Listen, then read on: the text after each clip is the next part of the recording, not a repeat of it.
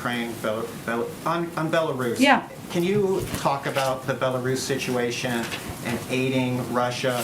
Are there additional actions that the United States is considering? Just speaking of SWIFT, there's been some reports that Europe is considering or looking at kicking Belarus out of SWIFT. Is that something? Is the United States part of those discussions? Does it support that type of action against Belarus?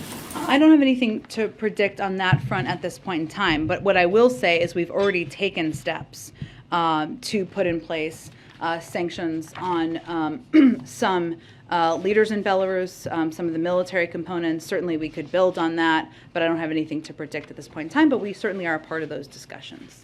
Go ahead. Thanks. One of the topics, I know you don't want to get into stuff that might be cut, but you guys have said many times that the Chinese have at least tacitly supported Putin's moves into Ukraine.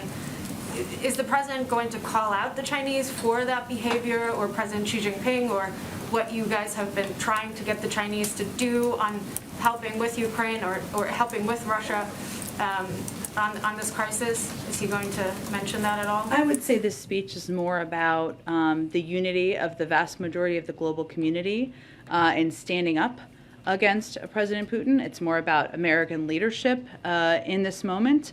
And it's more about even unity here and standing up against the aggression of President Putin into Ukraine. I would say on the Chinese, what we've said generally is that it's important at this moment for any country to be vocal and speaking out against the actions of President Putin and Russian leaders in this moment. What we have seen from the Chinese last weekend, or I guess the weekend before that, at the Munich Security Conference, they reiterated their support for the territorial integrity and sovereignty of Ukraine. We saw them abstain from the UN Security Council vote. But, this is not a moment to be on the sidelines. This is a moment to be vocal, and this is a moment to think about where you are in history. But I think the speech for everyone's and to expectation for tomorrow is more about laying out efforts to the American people that the United States has undertaken to rally the world for democracy and against Russian aggression. But you are in general pushing the Chinese to be less on the sidelines and not trying to have it both ways, basically, by being vocal. Again, they have implemented the sanctions. If they don't do that, then we obviously have steps we can take.